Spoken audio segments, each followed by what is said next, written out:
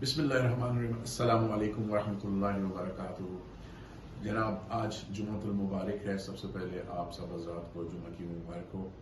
जैसे कि मेरी मुख्तलिफ वीडियोस में भी और टिकटॉक के ऊपर भी, मैंने शॉर्ट वीडियोस के ऊपर भी ये मैसेज दिया हुआ है कि जुम्मा का दिन बहुत ही अहम दिन होता है। इस दिन दो बातों का ख्याल रखना है। एक तो ये कि आपने जुम्मा का दिन जो है वो गुस्ल जो है वो लाजमी करना है, गुस्ल जुम्मा उसको कहते हैं।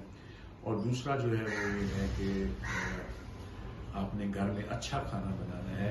अच्छे खाने से मुराद ये है कि वो खाना जो आपके बच्चे घर वाले पसंद करते हैं, ताकि उन बच्चों के ऊपर ये पता लगे कि आज का जो दिन है वो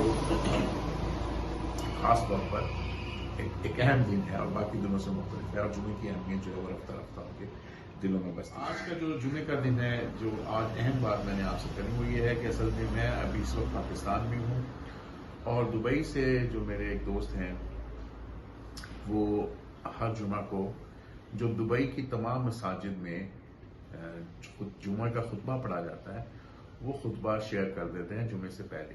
वो खुतबा जो है वो जुम्मा का जो है वो इंग्लिश में भी होता है, उर्दू में भी होता है और अरबिक में भी होता है। तो वो आज का जुम्मा जो है खुतबा जब वो मुझे मिला तो मुझे बहुत ही अच्छा लगा। मैं अभी जुम्मा की नमाज पढ़ के आया हूँ तो मेरा ये दिल किया कि ये आपके साथ शेयर किया जाए। इसके मैं पूरा खुतबा तो शेयर नहीं कर सकता, लेकिन उसके चंद अहम जो है वो नुकात जो है वो आपके साथ शेयर करूंगा। तो अजीज़ान मन, जो इसका मौजू है आज का वो ये है कि बिलाशुबा अल्लाह ताला हर चीज का जानने वाला है। इन्नल्लाह अला कुल्लि शैइन कदीर। अल्लाह ताला जो है वो हर चीज पर कादर भी है और कुल्लि शैइन अलीमा, और वो हर चीज का जानने वाला भी है। तो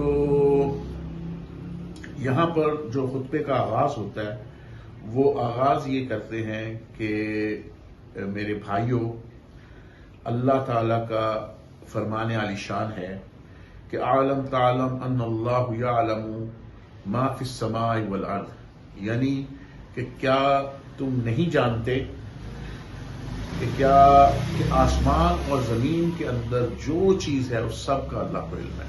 तो आलम तालम, क्या तुम नहीं जानते, क्या तुमको नहीं मालूम कि आसमानों और जमीन के अंदर जितनी भी चीजें हैं, जितने भी हकायक हैं, जितने भी अमल हैं, जितने भी अमलियात हैं, वो सारे अल्लाह ताला के इल्म में हैं। और फिर वो आगे बढ़ते हुए इस बात को बताते हैं कि जो अल्लाह के इल्म का आता है वो करना बिल्कुल जो है वो नामुमकिन है।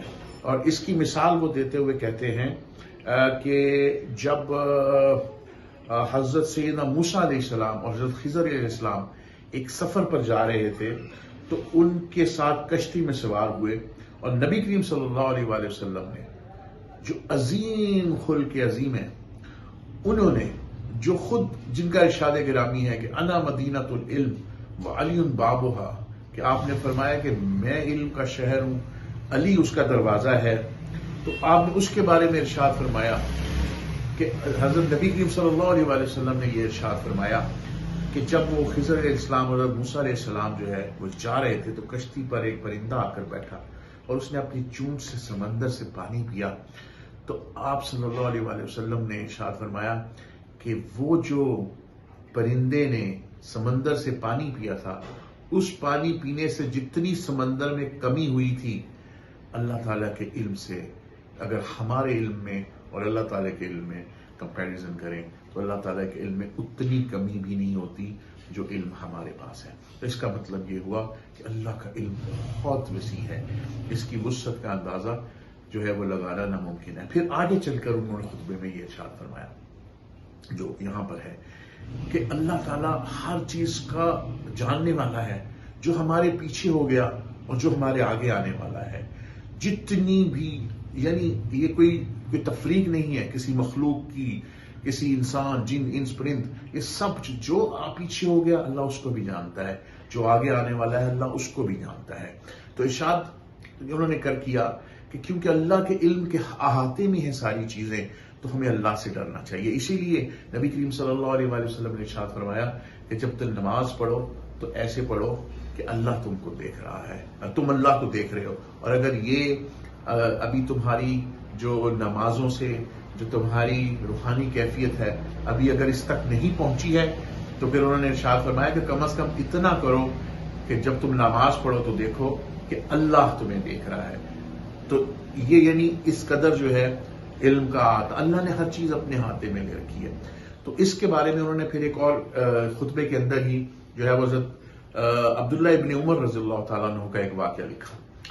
انہوں نے کیا لکھا کہ حضرت عبداللہ ابن عمر جو ہے وہ کہیں سفر پر جا رہے تھے، راستے میں ایک چرواہا ملا.